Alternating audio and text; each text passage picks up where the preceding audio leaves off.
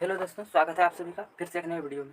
दोस्तों, आज के इस वीडियो में प्रकाश के परावर्तन के नियम के बारे में जानेंगे। आज हम प्रकाश के परावर्तन का नियम क्या होता है, किस तरह से अप्लाई होता है, इसके बारे में हम जानेंगे।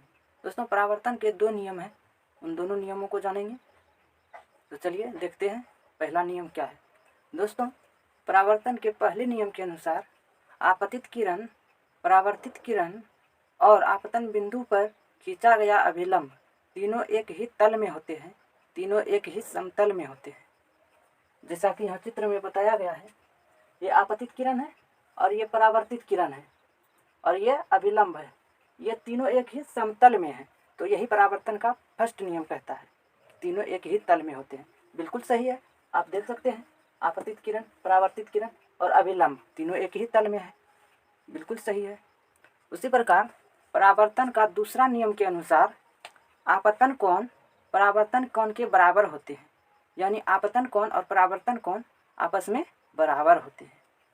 देखिए, ये जो कोण आई है और ये जो कोण आर है, ये दोनों बराबर होंगे, यानी जितने डिग्री से कोण ये किरण आपतित होगी उतने ही डिग्री से परावर्तित होगी, जितने एंगल से ये आपतित होगी उतने एंगल से परावर्तित होगी। यानी ये कोण थीटा तो ये कोण भी थीटा, ये कोण 30 डिग्री तो ये कोण 30 डिग्री, यानी ये दोनों आपस में बराबर होंगे। तो आइए देखते हैं। दोस्तों, यहाँ पहला नियम लिखा गया है, आपतित किरण, परावर्तित किरण और आपतन बिंदु पर खींचा गया अभिलंब तीनों एक ही तल में होते हैं। जैसा कि वहाँ लिखा गया है, ये एक्स वाई कोई तल है, परावर्तक सतह है, और ये आपतित किरण और ये परावर्तित किरण और ये अभिलंब तीनों एक ही तल में है।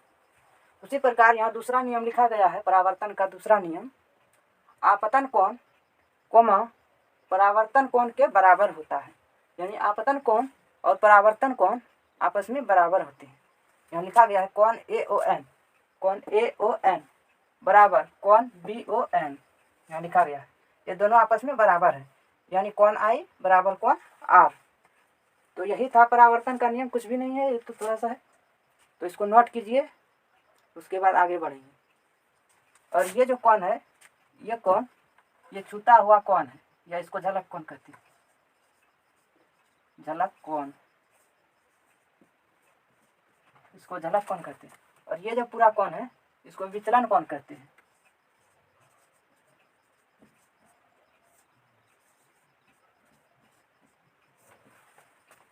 ये कोण, ये जो कोण है, ये कोण, ये झलक कोण या छूता हुआ कोण है, और ये जो कोण है ये विचलन कोण है। ये कोण, ये पूरा विचलन कोण है, इसको डेल्टा से लिखते हैं, ऐसे डेल्टा से, ठीक है। ये दोनों कोण एक्स्ट्रा है, इसको आप चाहे तो लिख भी सकते हैं या नहीं भी लिखेंगे तो चलेगा। यानी आपतित किरण दर्पण के साथ जितने डिग्री का कोण बनाता है उसी को हम छूता हुआ कोण कहते हैं, और परावर्तित किरण और निर्गत किरण के बीच जो भी कोण बनता है उसी को हम लोग विचलन कोण कहते हैं। ये पॉइंट सी है, निर्गत किरण। प्रकाश को ऐसे सीधा जाना चाहिए था, लेकिन वह परावर्तित हो गया इधर, किसके कारण? दर्पण के कारण। अगर ये दर्पण नहीं होता तो प्रकाश ऐसे आता, सीधा चला जाता, लेकिन दर्पण के कारण परावर्तित हो गई, मुड़ गई, यह विचलित हो गई। तो उसके मुड़ने के कारण, विचलित होने के कारण जो कोण बना उसी को हम लोग विचलन कोण कहेंगे, ठीक है। तो इसको नोट कीजिए। उसके बाद और एक छोटे छोटे नियम है, छोटे छोटे फॉर्मूला, उसको जानेंगे। पहले इसको नोट कीजिए, उसके बाद हम आगे बढ़ेंगे। इसको नोट कीजिए।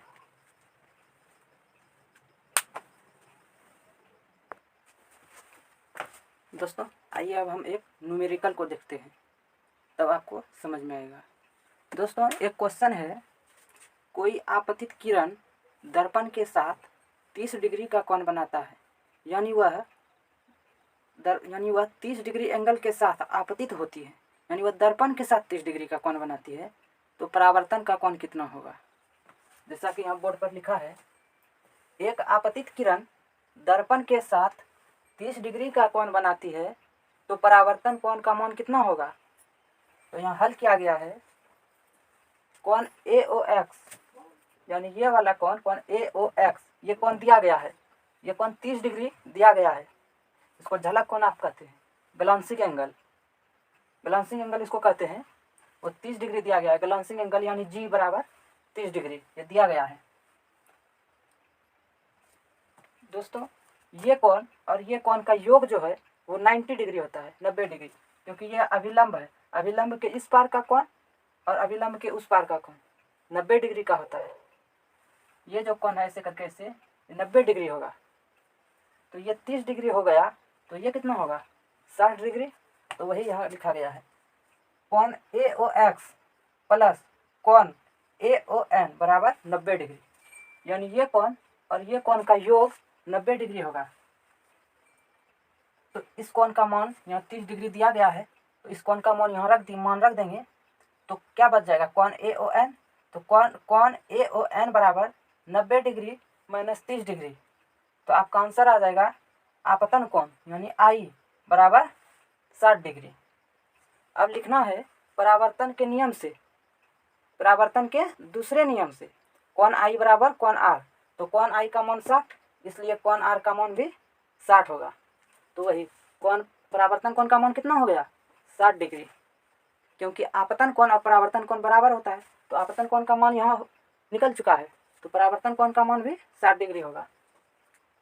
इसको नोट कीजिए, एक बार फिर से देखिए, इस कोण का योग और इस कोण का योग, ये दोनों कोण का योग 90 डिग्री का होगा, क्योंकि यह अभिलंब है और ये पूरा कोण 90 डिग्री का होता है, और ये कोण भी 90 डिग्री का होता है। तो वही लिखा गया है कोण AOX प्लस कोण AON बराबर 90 डिग्री। इस कोण का मान 30 डिग्री दिया हुआ है, 30 डिग्री यहाँ रख देना है। उसके बाद ये बच जाएगा और ये 30 डिग्री को उधर माइनस में लेके जाना है, तो 90 माइनस 30 60 डिग्री। ये कोण I है आपतन कोण, और परावर्तन के नियम से आप जानते हैं कोण I बराबर कोण R, तो कोण R का मान भी 60 डिग्री होगा। अब कुछ ये छोटे छोटे फार्मूला है, इसको आप नोट कर लीजिए, उसके बाद देखेंगे ये फार्मूला कहाँ से आया है। ये आपतन कोण और ग्लांसिंग एंगल यानी ये कोण और ये कोण 90 डिग्री के बराबर होता है। जब इस कोण को और इस कोण को आप ऐड करेंगे, जोड़ेंगे, तो 90 डिग्री के बराबर होगा, यानी इस दोनों कोण का योग कभी भी 90 डिग्री से ज़्यादा नहीं हो सकता है। उसके बाद कोण I यानी आपतन कोण, परावर्तन कोण और एंगल ऑफ डेविएशन यानी विचलन कोण, यानी ये कोण और ये कोण, इस तीनों कोण का योग 180 डिग्री होता है। क्योंकि देखिए ये आपतित किरण अगर ऐसे सीधा चला आता तो ये एक स्ट्रेट लाइन हो जाता, ये सीधा हो जाता ऐसे करके। तो सीधा लाइन यानी ऐसे कोई रेखा खींच दिया जाए तो इस पर कितने डिग्री का एंगल बनेगा 180 डिग्री का, तो वही यहाँ लिखा गया है 180 डिग्री। तो इसको आप लोग नोट कीजिए। उसके बाद आगे बढ़ेंगे, तब तक इसको नोट कीजिए। देखिए ऐसे करके अगर प्रकाश आता ऐसे करके, तो ये एक सीधा लाइन हो जाता, तो यहाँ जो कोण बनता ये कोण कितने डिग्री का होता 180 डिग्री का। किसी भी एक सीधी रेखा पर 180 डिग्री का कोण बनता है। अगर इसको ऐसे करके घुमा दीजिएगा तो वो 360 डिग्री हो जाएगा, तो वही 180 डिग्री है। कोण I प्लस कोण R प्लस कोण डेल्टा, यानी आपतन कोण, परावर्तन कोण और विचलन कोण का योग 180 डिग्री के बराबर होता है। और एक शॉर्ट फार्मूला है विचलन कोण निकालने का। ये विचलन कोण जो होता है वो ग्लांसिंग एंगल का डबल होता है, यानी 2 गुना। अगर ये 30 डिग्री है तो ये कोण 60 डिग्री का होगा, ठीक है। तो इसको नोट कीजिए, उसके बाद हम आगे बढ़ेंगे। तो इसको नोट कीजिए, उसके बाद देखते हैं अगला पॉइंट। दोस्तों ये जो पूरा कोण है, ये कोण BOC, ये पूरा कोण इस कोण का 2 गुना होता है, डबल, जो यहाँ लिखा गया है। यानी ये जो पूरा बड़ा वाला कोण है ये इस कोण का 2 गुना होता है, यानी ये जो 30 डिग्री है इसका डबल, यानी ये पूरा कोण जो होगा ये पूरा कोण 60 डिग्री का होगा, ठीक है। तो आप इसको नोट कीजिए, उसके बाद आगे बढ़ेंगे। नोट कीजिए इसको दोस्तों। तो आप सबने नोट कर लिया होगा। अब हम अगले पॉइंट की ओर बढ़ेंगे। अगला पॉइंट है प्रतिबिंब। इमेज, जिसको आप इमेज कहते हैं, प्रतिबिंब। अब हम देखेंगे कि प्रतिबिंब क्या है, प्रतिबिंब किसको कहेंगे, प्रतिबिंब कैसे बनता है, इसके बारे में हम जानेंगे। तो चलिए देखते हैं प्रतिबिंब क्या है, कैसे बनता है। आइए देखते हैं। दोस्तों यहाँ लिखा गया है, प्रतिबिंब की परिभाषा, किसी बिंदु स्रोत से आती हुई प्रकाश की किरणें, यानी कहीं से प्रकाश आ रहा है और वह प्रकाश की किरणें जब दर्पण से टकराता है तो टकराने के बाद, यानी परावर्तित प्रकाश, जिस बिंदु से, यानी जब किसी बिंदु स्रोत से आती हुई प्रकाश की किरणें दर्पण से परावर्तन के बाद जिस बिंदु पर मिलती है या मिलती हुई प्रतीत होती है, उसे उस बिंदु स्रोत का प्रतिबिंब कहते हैं। देखिए यहाँ लिखा गया है, किसी बिंदु स्रोत से आती हुई प्रकाश की किरणें दर्पण से परावर्तन के बाद जिस बिंदु पर मिलती है, उसे, उस बिंदु को जो है, उसी बिंदु को, उस पॉइंट को, उस बिंदु स्रोत का प्रतिबिंब कहेंगे। एक बार फिर से देखिए, किसी बिंदु स्रोत से आती हुई प्रकाश की किरणें दर्पण से परावर्तन के बाद जिस बिंदु पर मिलती है या मिलती हुई प्रतीत होती है, यानी वास्तविक में मिलती है या सिर्फ हमें मिलता हुआ दिखाई पड़ता है, यानी प्रतीत होता है, तो उसी पॉइंट को, उसी बिंदु को जहाँ पर मिलता है परावर्तित प्रकाश, उसी बिंदु को, उसी पॉइंट को उस बिंदु स्रोत का प्रतिबिंब कहेंगे। तो इसको नोट कीजिए। प्रतिबिंब जो है वो दो प्रकार का होता है, एक वास्तविक प्रतिबिंब और एक आभासी प्रतिबिंब। अब इसके बारे में जानेंगे। प्रतिबिंब दो प्रकार के होते हैं, वास्तविक और आभासी। तो पहले नोट कीजिए, उसके बाद एक एक करके दोनों के बारे में लिखेंगे।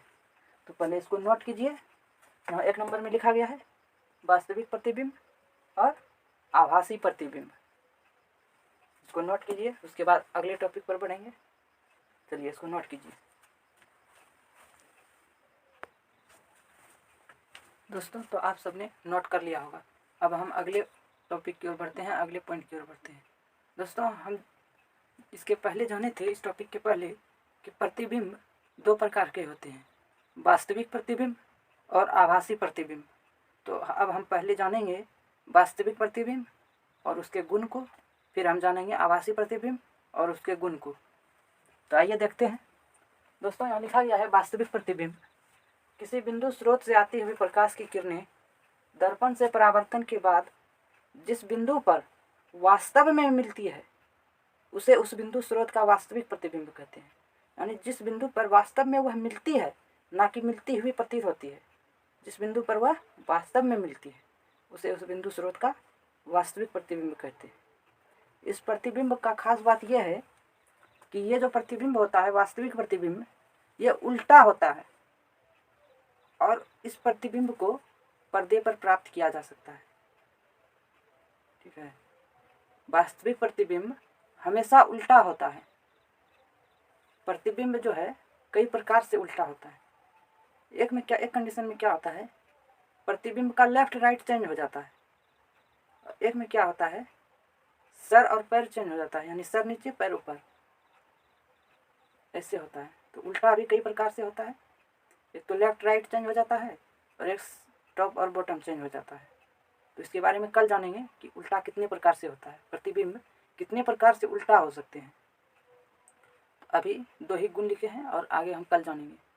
तो आज देखिए प्रतिबिंब, वास्तविक प्रतिबिंब क्या है। किसी बिंदु स्रोत से आती हुई प्रकाश की किरणें दर्पण से परावर्तन के बाद जिस बिंदु पर वास्तव में मिलती है, उसे उस बिंदु स्रोत का वास्तविक प्रतिबिंब कहते हैं। यहाँ कुछ इनके गुण लिखे गए हैं। यह प्रतिबिंब वस्तु की अपेक्षा हमेशा उल्टा होता है। यानी अगर कोई वस्तु ऐसे रखा है तो प्रतिबिंब जो होगा वो ऐसे होगा, मतलब हमेशा उल्टा। वास्तविक प्रतिबिंब वस्तु की अपेक्षा हमेशा ही उल्टा होता है और इस प्रतिबिंब को पर्दे पर प्राप्त किया जा सकता है।